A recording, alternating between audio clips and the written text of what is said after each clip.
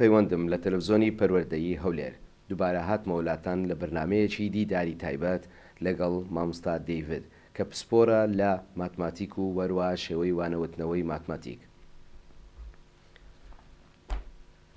Greeting everyone. Today it's a pleasure to welcome Mr. David to our show. Get ready to be inspired as we delve into his remarkable journey and insights. Without any more waiting, let's begin our conversation with Mr. David. Welcome to our program, Mr. David. Thank you for having me here. It's my pleasure. Could you please start by introducing yourself and share a bit about your background and also expertise? Of course. Like you have mentioned, my name is David Waswa. I have a background in education, especially mathematics education. I have been in the education field for over 20 years. I started teaching K-12 system before going for further studies and joining higher education. Right now, I am teaching at Tishik International University. I teach in mathematics education department, training future Kurdish teachers that we will supply to your schools. And it's a pleasure to be here in Abil Education TV to share some insights about education. Thank you. We are happy to have you in our program, actually. Thank you, Mr. David. Let's begin with the first question. What are some fun and engaging activities that can help students enjoy learning math? Now, I will start by saying that a lot of people think mathematics is boring, and many people don't like to study math. They think it's very hard, but actually mathematics is fun and it's very interesting depending on what the teacher is doing in the classroom. Yeah. So many activities that are fun and interesting, they are physical activities. When people start studying in lower primary, they use counting fingers and they use pens and pencils. But as they grow up, they kind of leave these activities and then they start only on the board or the computer. But I'll encourage teachers to have physical activities in class. So using more sense in their teaching style. Yes, things that the kids can touch, can feel, can work with. They will remember those things very clearly. I can give an example. Yeah. For example, in grade 7, I think if you are teaching, let's say, Pythagoras theorem, or you're starting to teach geometry, when I was teaching, I'll give an example for you want to measure the building, the height of the building, for example. Yeah. Now, I will give them a project. I'll say, okay, let's measure the height of our school.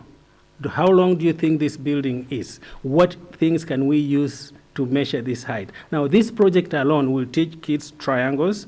It will teach the angles of elevation, angles of depression. It will teach trigonometry, sine, cosine. So when the kids are outside the classroom, they engage in this measuring and calculating. It's fun. They don't get bored, and they will remember it. But the teachers now, they're just in class, writing on the board the formulas A squared plus B squared is equal to C squared. The kids can find this outside by measuring.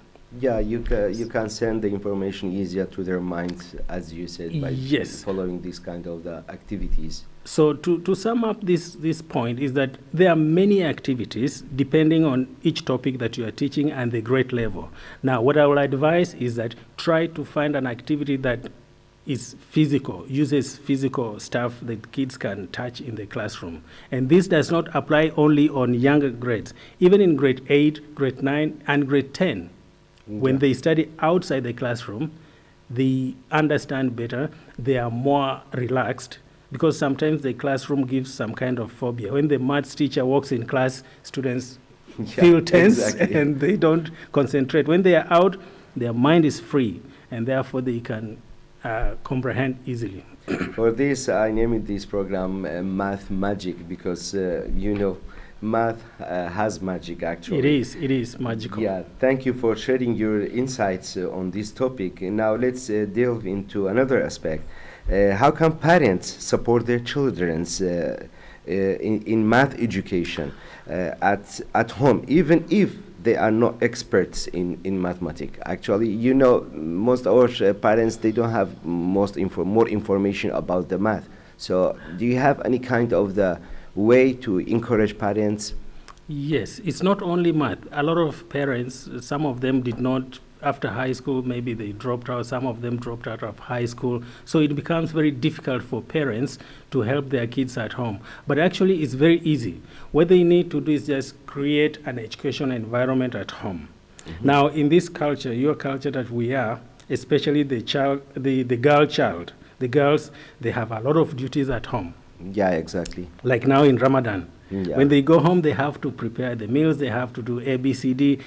Let the parents put in mind that these kids are studying as well. So if a child knows that my mother cares about my education, she will give me at least 1 hour or 2 hours to study, and she will come to see if I've done homework.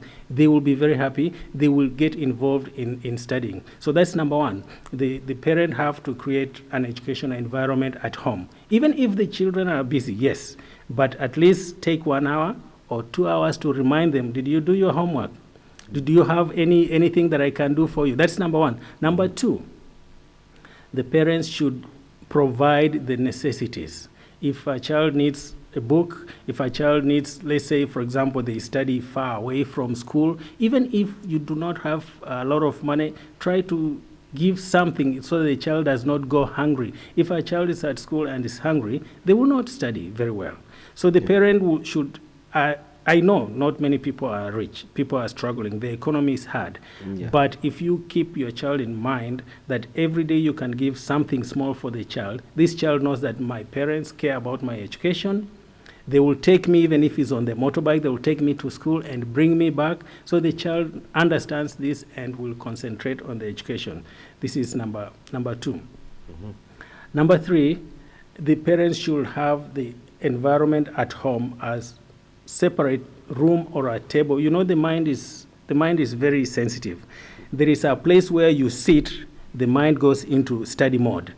And there is a place, like, for example, when I sit in my living room, I cannot read anything. I just have to watch TV. Exactly. So when I go to my study room, the mind focuses on the books or on research if I'm doing research. So at home, the parents should designate a specific area.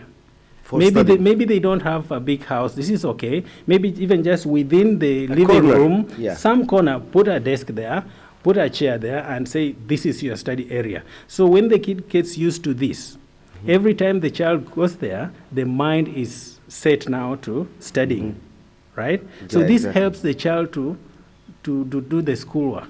To prepare them psychologically, let's say. Yes. Yeah. And in terms of mathematics, if they really want to help specifically for mathematics, then the parent should come up with, if the child needs, say, some applications that need to be paid for subscription, maybe $5 every year, or some of them are very cheap. You know, when people think of buying, they think it's expensive, but most of these apps are very cheap. They are like $5 in a year. So, and there are many free apps online as well. So the child can subscribe for the kids, these applications, and they can buy the books for them.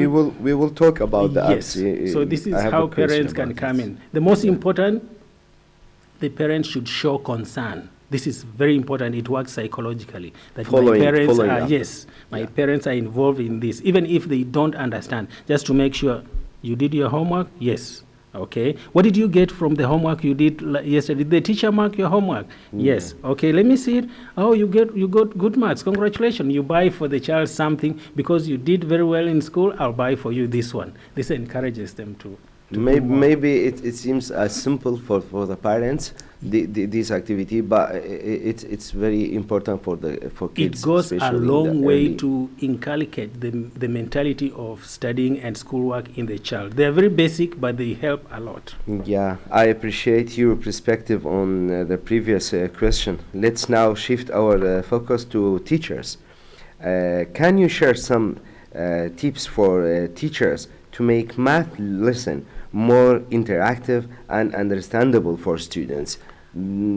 Actually, in our schools, when you ask the students which teacher you like, no one likes mathematics teachers. No one likes the mathematics teachers. I know. The last name is the mathematics teacher. Yes. You know why?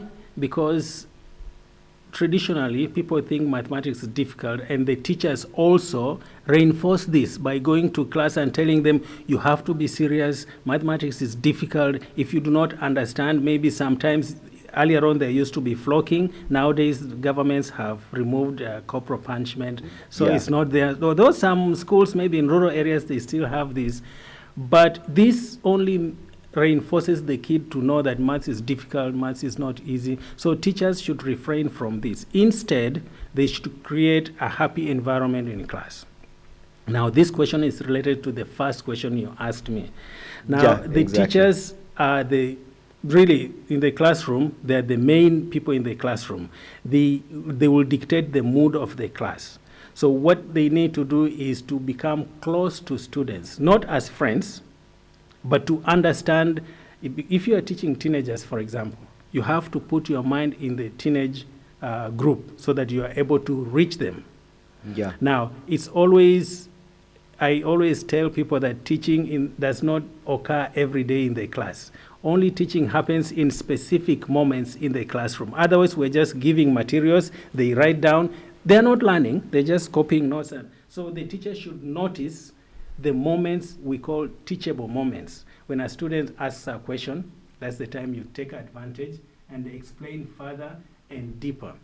Yeah. When a student makes a mistake on the board, don't correct. Let the student finish. I have seen many times when a student is doing work on the board, the teacher goes and erases and say, no, this is not correct. No, let the student finish the mental idea, what he has in his mind. Yeah. Once he finishes, he goes to sit down. Now you use this opportunity to teach, because now you see the thinking process of the student. Now you can correct this. But the teachers, apart from this is cognitive aspect of the teacher. Learning from mistakes. Yes. Yeah. But in terms of having kids be free in the classroom, there are many things. Start by group work, for example.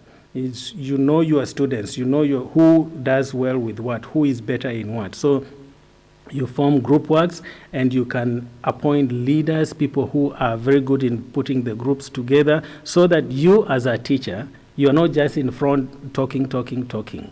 You have assigned students to work with. They learn more from peers than they learn from teachers. We introduce the topic, we give the basic concepts, but deeper understanding, they understand better when their friends are explaining to them. So this works very well. This is called interactive yes, learning. Interactive learning. Learning from each other. Exactly. Learning from groups, learning from your friends. I'm trying to explain in basic ways so that the parents can understand this. Otherwise, everything is interactive and discovery learning. Let the kids discover by themselves. Like the example I gave, the first one. This is discovery method. Yeah, so that way, the kids they own the process. It becomes theirs. It's not the teacher. It's the student wanting to know, how can I measure this? So they start thinking, and you give hints. You don't give the solution. You give hints. I can do this. So once they realize that, then they start developing interest. What you're doing, you're developing interest for the student to study. When they come back from outside, you can write as much as you want on the board. They will not be bored, because already they have interest. They have something in their mind to work on it. Yes, but if you just come and work on the board and start straight away the topic and you start explaining, nobody's listening to you. Even when you are strict, no one is making noise, they'll just sit there. They can write. Nothing is going here. So you have to find the key to open the doors that is open closed the in mind, their minds. The teacher's job nowadays, because they can get so many things online. You start a topic and the students already, they are Googling, they see what you are teaching. So now it's the teacher to enter the mind of the student and direct the student where he wants them to go. Exactly. You provided a lot of valuable information, Sir David. I will go with another question. What are some common math misconceptions that students have, and how can we help them overcome this misconception? It's a little bit related to our previous question, actually. Yes and no. There are a lot of misconceptions. If you relate to the previous question, it will be like misbeliefs. Like people think mathematics is for men, like if they say engineering and all these other jobs are for a certain gender, nursing is for women. People previously, they thought like that. This is a misbelief. Now, misconceptions, there are a lot of misconceptions in mathematics, and teachers should be aware of this. For example, simple example would be fractions. Yeah. Now, people think fractions is always a part of the whole. Like you have a loaf of bread and then you cut it into small pieces. One piece is a fraction. Yeah. It's not always the case. Fractions can be like proportions. You are comparing two shapes. And then these two shapes, when you form proportions, they are not together. It's not a part of a whole. So these are misconceptions. This is interesting. Yes, yeah, and teachers, when they introduce these concepts, they have to be aware of this so that they can show to students that this is not the case. But as you go higher, there is a lot of misconceptions that these topics, for example, geometry and algebra, they are not connected. Yeah, you are right. You see, now when you're, for example, geometry and algebra, it's one and the same. I will give an example. When you go to teach, let's say, Pythagoras theorem, people might not know, they just see it's geometry, but the teachers will just go and write the formula on the board. A squared plus B squared is equal to C squared. Students don't see the geometry in this. So they think it's part of the algebra that they have been studying. They give real life questions and they answer it, they just use the formula and answer. But you bring in the geometry by using visuals, pictures. 3-dimension tools, let's say. Yeah. For example, in Pythagoras theorem, the example I gave, you have to show that a squared is a square. So you draw the square on the board. So you have the triangle and you draw the square and the square. So kids will see the relationship between geometry and algebra. Otherwise, the misconception is that they are completely not related. Yeah, but actually, right. math is very smoothly linked from one topic to the other, right from numbers to algebra to geometry to calculus. They are all linked and they're very smooth. So depending on the age of transition, the teachers must be very careful here to make the connection. And this is what we miss most of the time. Teachers don't make the connections. When kids, this is where the kids lose interest in math. When they finish with the numbers, now they are going to algebra, they introduce variables, kids lose it. They don't know where the x is coming from. So there has to be a link. Where is this x coming from? So this is part of the teachers. The basic information, it's like the best way when you feed the student with the basic information. Yes. They will not struggle in the future. We call it fast principles. When you teach using fast principles, the very basic ones, this is the most important. Once the student covers the basic, even when you build on it, they understand from below as they go up. Yeah. Teaching generally starts from known to unknown, from zero, abstract, from simple to complex. To complex. Yes. Yeah, and also the imagination ability also is work in yes, this like case. I mentioned earlier on, the teacher must go in the mind of the students. That's why we need to study psychology as teachers, so that we are able to figure out how we can enter the minds of the students. This is very important. Great explanation, Mr. Now let's move on the next area of discussion. Are there any online resources or apps that students can use to practice with math skills outside the school, for example, at home? Do you have any kind of the apps or online resources?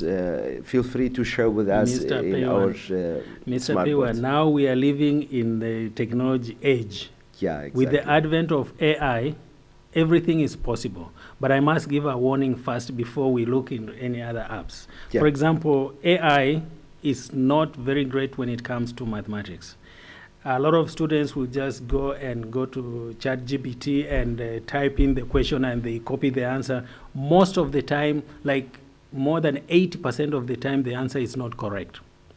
And parents can prove this. If you type in, say, tell ChatGPT that this answer is not correct, it will tell you sorry. And then they will give you another option. So the advice is that use this tool if you have an idea of what you are looking for. But if you just go there to finish homework, you will get 0 in your homework.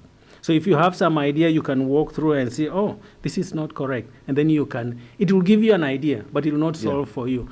But there are many other great apps that have been there for a long time that people use. Number one is Khan Academy.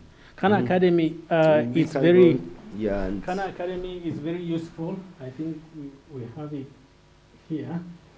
This app, it has everything from pre-K to not only grade 8, even college mathematics is here.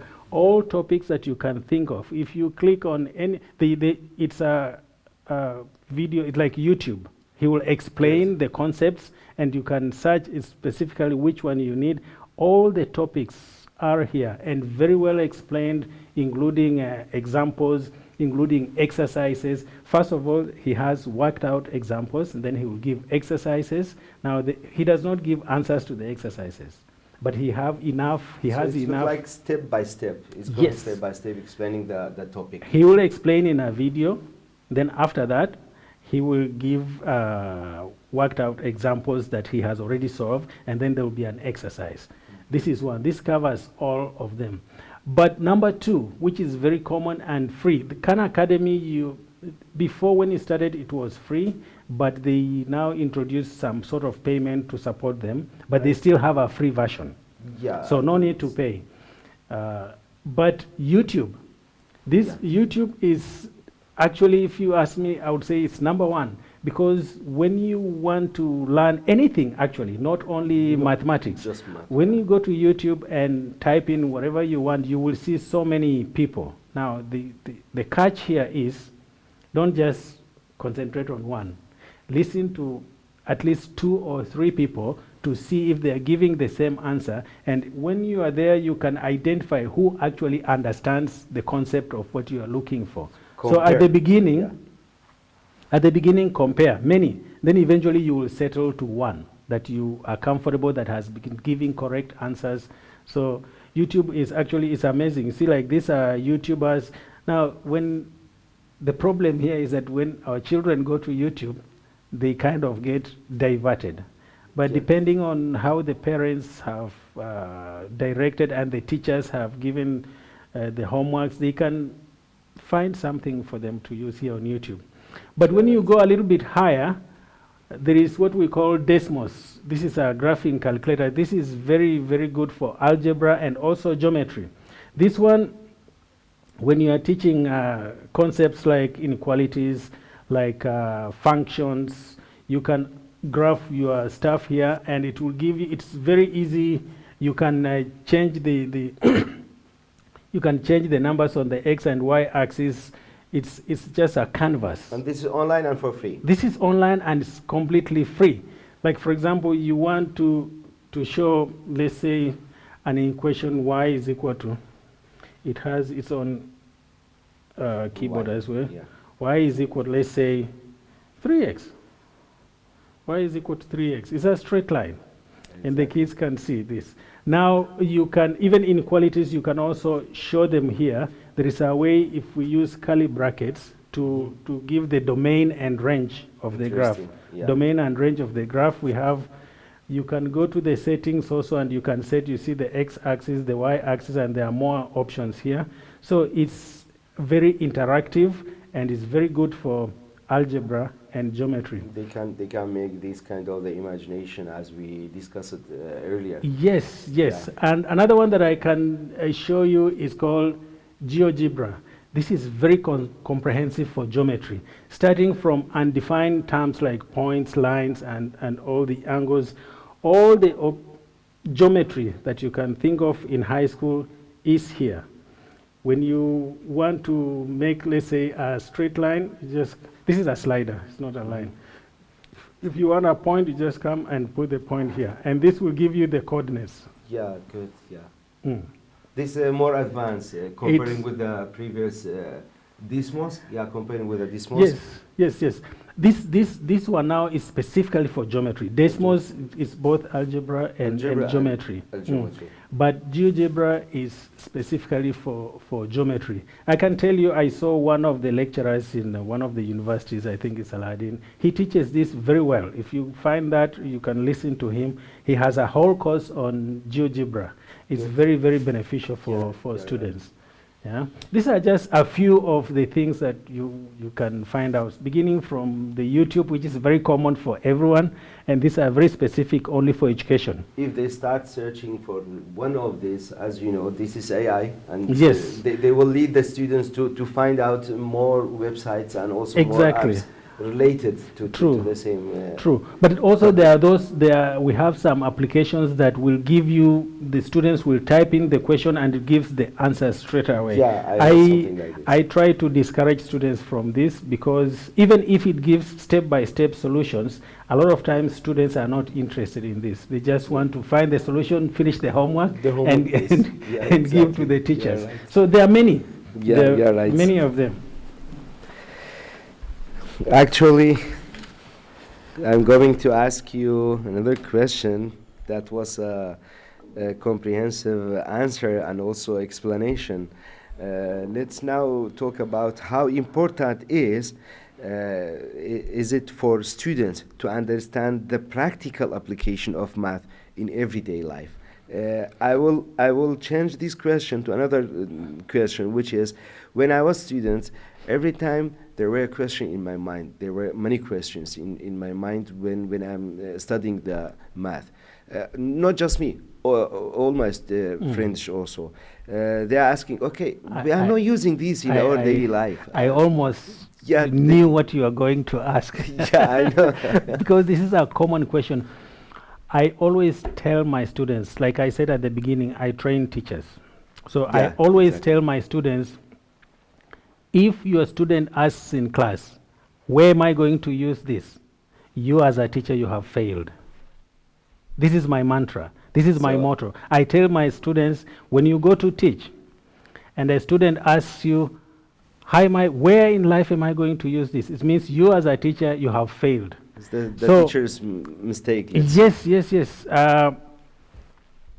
When you look at these textbooks, traditionally, they start by every chapter, they will do a small introduction, then they will give the formula, then they will give examples, then they go to real life application. And most of the times, teachers are pressed for time. They just give one student understand the formula, they do the examples, they don't go to real life application. You see, this is where the problem is. With the life, now research in recent times, the new books, if you have seen most of the time, you will see that the first question, the first explanation in the introduction is real life application. So they will give a story. And through this story, you create the formula. Yeah. And then from there now you can go to exercises to practice and all that. So it's very important for students to understand where they are going to apply this, what they are learning. If they do not have this, they don't have the interest to study it. If you tell me this thing is very good, it's important for you, and I don't know how to use it, where should I have it? I'll give an example, but this is a little bit, it's kind of religious. I saw a prayer mat, a digital prayer mat. When you touch it, it will tell you what to do when you... How to pray. How yeah. to pray. Yeah. My students came to me and they told me, Mamusta, we want to buy this for you because you don't know how to pray the Islamic prayer, so you can use it. I said, this is very interesting, it's very good, but first, talk to me about the religion, make me understand, then I can go to this. This is to the question, application. Yes, this is the question students ask. So, what I will say is that the teacher must, first of all, explain this at the beginning of the lesson. Otherwise, the students, they don't have the motivation. When they know how and where they will use, then they can have motivation. For example, logarithms. You just log of log of a to base 10. The students are looking at what is logarithm? Yeah. Where am I going to use this? It has so many applications. This area is earthquake-prone area. It's for earthquakes, right? Yeah, exactly. How do people know if there's going to be an earthquake and how strong is the earthquake? If you're going to study seismology, you need this because logarithms are used there. So if you start your topic, Now in technology also that technology uses logarithms. Exactly. We are only end user, but if you're going to develop that technology, you need to understand from the start logarithm. you Yes, need to a lot of understand. computers, it's mathematics. Yeah. If you do not understand the maths behind it, you cannot create it. So all the apps that are built are based on mathematics, but we are just end users. We just, like the calculator, you just punch in and you We you don't get know your what's solution. behind. Yeah. Yes, yeah, so right. when you study mathematics, you get to do these things easily and happily. So Yeah. to answer your question, the teachers must start with real-life application to develop motivation for students to concentrate in their lesson. Otherwise, you will lose them at the beginning. Yeah, you're So right. it's very important. When I was a chemistry teacher, as you said, there's a kind of a corner in the book. It's just talking about the real life, how you connect this information, this topic with your real life. The problem is they put it at a corner. And sometimes teachers don't get there because teachers are chasing Ignore time. it, They want yeah. to finish the syllabus or they ignore it. So it should be the beginning. It's better you leave some examples and some exercises, but deal with the real life application, because that is the most important. If they understand this, the rest is just practice. Yeah, exactly. So if we do this, I think we will solve many problems. Thank you for your response. It was amazing. Let's transition to the next question, which is what can schools do to create a supportive environment for students who may struggle with the math? So this is, let's say, talk about the school's responsibility. Yes, yes. The schools have a big role to play. Besides creating the facilities, besides having good facilities like tables and chairs, this is for all subjects, for everyone.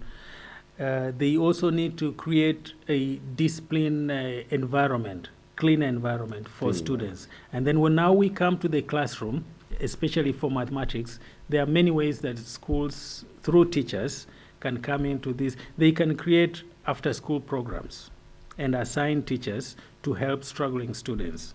They can create peer teaching or peer tutoring programs. They are in school during school hours, but when the kids are free, they encourage those who understood the concept to help the others, and in a way they reward them for doing this, for helping others. So this can be a school program. It's not like a class program because the teachers might struggle with this, but if the administration comes in and they develop some motivation through maybe extra hours of teaching, maybe some financial small things for the teachers, then the teachers can supervise the students through mentoring and through after-school activities, and also provide the necessary materials. Like I mentioned at the beginning, if you come to my classroom right now at the university where I teach teachers, I have a lot of physical materials. Inside the class? Inside the classroom, I have a whole cabin full of physical materials. Like when I teach them how to teach geometry, I use these materials. Algebra, I have like algebra strips. And they are not expensive. They are No. You can even create it by yourself. Now, this is what I tell my students. I tell them, most of you will teach maybe in public schools, and public schools do not have these materials. Yeah. So in the classroom, we create. They see what I have in the classroom. I tell them, if schools cannot afford this, create your own material. Handcrafts. Yes, Yeah. create your own material. Involve the students in creating these materials. This is how they learn. Involve them in creating these materials. Once you create the first, the second, and then the classroom becomes active. Yeah. So the school can provide these materials, or even if the teacher wants to create their own material, the school should provide simple financial help. Maybe you want to buy A4 papers, they should, small things like this. The school should be able to provide this for for mathematics teachers. But if they can buy the actual materials, it would be very good. Yeah, of course, you are right. But as I understand from you, even you can use it. Ask the student to create and involve Yes. them. When you involve them, so they will learn. They will learn. In the process of creating these materials, they are learning as well. Exactly. Because when they finish now, they know, okay, now I'll use this to do this one here. So they own the process. There's nothing as important as students as taking the responsibility. They know that this is mine. It's not for the teacher. You know, before you go to class, oh, maths teacher is here. I don't want to study maths. But if the student owns it, it becomes his or hers, then they get motivated internally. You don't have to give them anything. They become a role player, let's Yes, say, yes. in that This is the show. most important thing for the teachers. Yeah. If they can achieve that, we solve many problems. Your insights are very informative. Now let's turn our attention to how can teachers provide constructive feedback to students to help them improve their math skill. We discussed something like this in our previous questions, but let's talk a little bit in detail because also it's Feedback is very, very important, because this is where, you know, like I mentioned here, I said I see teachers telling students this is not correct, no, stop, and all these things. It interferes with the thinking flow, the process of thinking of the student, and it stays there. When you say no, the student knows, I don't understand, I don't know this. And next time they will not raise their hands to go to the board. Now, what I tell my students here, avoid the word no, ever. Don't say it in class. You give a student work, and then or even if they are sitting and they are doing their work, you say, okay, David, can you write your answer on the board? They go and write the answer on the board. You know the answer is not correct, but you will not say it. And then tell David to go and sit down, ask the class, what do you think of this? Does anyone have a different answer? You will see many hands go up. How many agree with this? How many don't agree? The student who did it will not feel like you have not said any no in the classroom. And then the students will correct each other in the class without pointing out, without forcing them. Now, this is immediate feedback. This is immediate feedback. This is immediate feedback, yes. But if you have done homework, I see sometimes teachers give a lot of homework and they don't actually mark.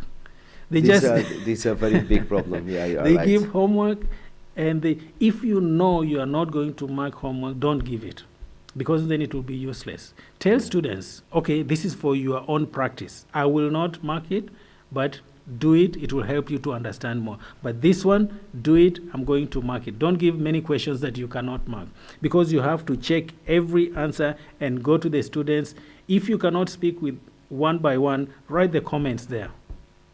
Write the comments there, and you note the common mistakes, because if you have 20 students, 30 students in class, you will see where the common mistake is. After you identify this common mistake, the next class, go through again that, correct that mistake before moving on. So you don't have to correct everything, because some students understand this, some understand this, but there will be common mistakes. Check the weak points that they have. Yes. Exactly, and work on that. For the whole class, common problem. So you go there and you work on that. The rest, you assign group works, you assign peer teachers. They teach themselves. They teach other students. So this is a very powerful thing. This is feedback should not go more than 2 days, even a day, because the students they forget and they move on. So once you finish marking, go back and correct and then move on. It's very important. This is the learning process. It's like you build a house without covering the house. Yeah, you will. The feedback is covering the house. Yes, if you don't correct, the students will continue with that misconception. They think they were correct. So you will not have taught them. As a teacher, you must always give feedback, so that the students know they got it correct, or if it's not correct, what is the correct position. And also for motivation purposes, if they got like full mark, oh, very well, congratulations, you give some small class presents, even just word of mouth. This is very good. Oh, you have improved so much. This is amazing. Keep it going. This is very good. I think this time you'll be #1 in class. These things, they motivate students. This is feedback to the students. Word of mouth is very, very important Yes. tool, actually. Interesting point. Let's now shift gears and talk about another question. What are some simple ways that school can encourage a positive attitude toward math among students? Positive attitude. Yeah.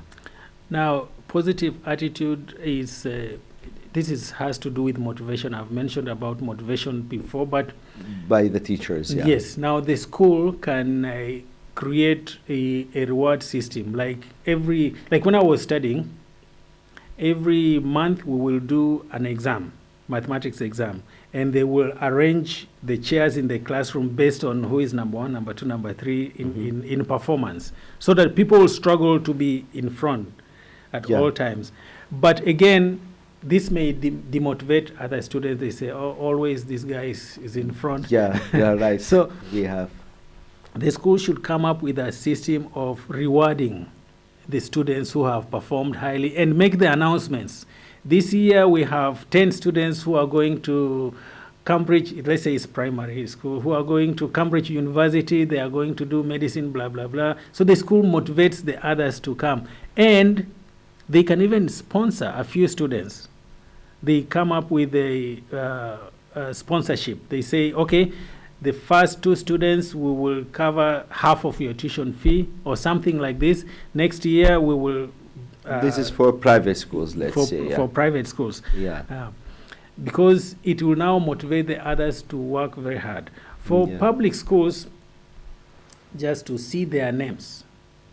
On like the board. pictures, Yeah, they take a picture and your score there, and the students feel very happy. They feel motivated to continue working very hard. Before starting the program, we had a discussion about events and also math competitions. Maybe monthly you can ask students to participate in the math competition or math events. So this is the school's responsibility. Yes, it's not just teachers' responsibility. I realize this, that most schools do not have it here. When I came here, my students now call me, because we have these programs at the university. We have what we call Math Day. Now, every Wednesday or Tuesday, we have math activities. We have these math competitions. For example, we have like...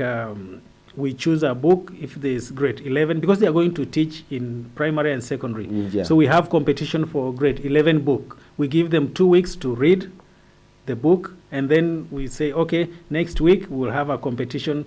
If you can solve, who can the fastest to solve, and who gets all the answers. And we have simple words, pens, and all these, so that when they go to schools, one of my students in Suleimani told me, I did a math competition and it was the first in this school, and now I am very happy. The principal likes me because they said I did a good job. Yes. Yeah. So and it's very important for the school to support these kind of activities. That's I remember also you said we can expand this and make this competition between schools, and also even between cities. Yeah, this is a I can say it's not just the school's responsibility, even the education officers. Yes, even the education officers. For example, let's say private schools, for example, they can have like community activities. Private schools, we know they have money. They can help public schools. For example, they can choose one school, and they say, okay, this weekend we will choose our top students to go to this school and help them to teach maybe mathematics in English or some concepts or some topics. They just go there, they help the students for free, coach them, and then they come back. It helps for community activities, and it's very good for the schools as well. You advertise your name, so you don't lose. But in terms of competition, like for example, spelling bee, this is English, but these activities, they make the bond between the educational. You get to understand what other people are doing in other schools and your school. So you compare yourself. Are we behind? Are we on the same level? So when you have this kind of activities, the school should sponsor so that it can improve the mathematics of They their will try students. to do more for the next competition Yes. and to win. Because they compare themselves to the others. You go there, you think you are ready, and they are running over your head. When you Yeah. go back, you're like, I have to read. This is the goal of the competition. Actually, Yes. I noticed that our schools, our local schools, are doing the art competition and music competition and also PE sport competition. But they don't have mathematics. yeah, and but they are sciences. not concentrating on the mathematics and also on the science that much comparing with the other subjects. There are very many activities. Like we used to do like what we call,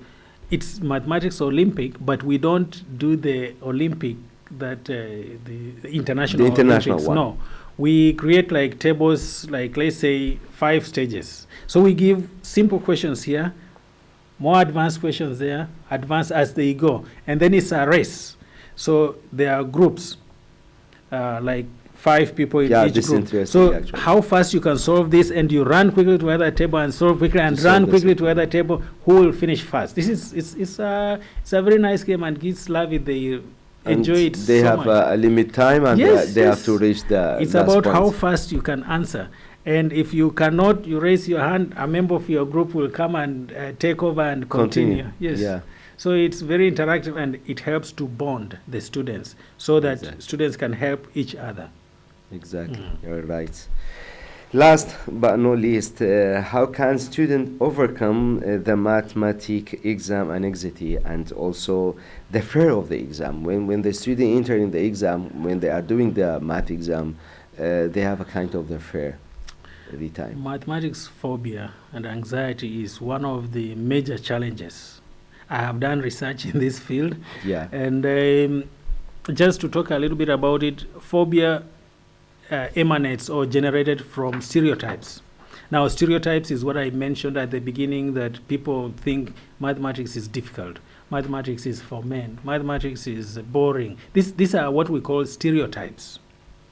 Now, how do we overcome stereotypes? To overcome stereotypes, we have to talk about it every time. This is what I train my teachers. I say, never ever in your classroom tell students mathematics is difficult, because the things we speak is what goes to the mind of the students. So when they start from primary level, if they are told maths is fun, maths is interesting, and before they go to the exam room, they tell them, remember, these are the things we have been doing in class. These are just the same questions like you have in your textbooks. There's nothing different here. And to do more exercises, do mock exams. This will reduce the fear and the anxiety. You know, So mock this exams. is the power of the word, let's Yes. say. Yeah. Yes. Besides the speaking, mock exams. Like they set up, they say, okay, we are having an impromptu exam, but it's just mock, like pre-trial, like pre-run. So they do it 2-3 times before they go to the exam. After some time, the students will learn to breathe slowly, and then they continue. Take a minute, breathe in, breathe out, and then start working. It's like a practicing the exam. Yes. Yeah, the mock exam is very important, especially for the math. You are right. It is important. Thank you, Mr. so much, Mr. David, for joining us today and sharing your expertise. It has been incredibly insightful to hear your thoughts on math magic, making numbers fun for everyone. This was our topic. We generally appreciate your time and your effort. Thank you very much. It's been my pleasure to be here. Sharing is caring. It's my field, and I'm here in your country, so this is the little I can do. And I'm very happy to be with you today and to share the little that I can. I hope that we can work again sometime in the future. Thank you Inshallah. again. And to our viewers, thank you for tuning in. We hope you found today's discussion valuable. Stay tuned for more exciting episodes. Until next time, take care and goodbye.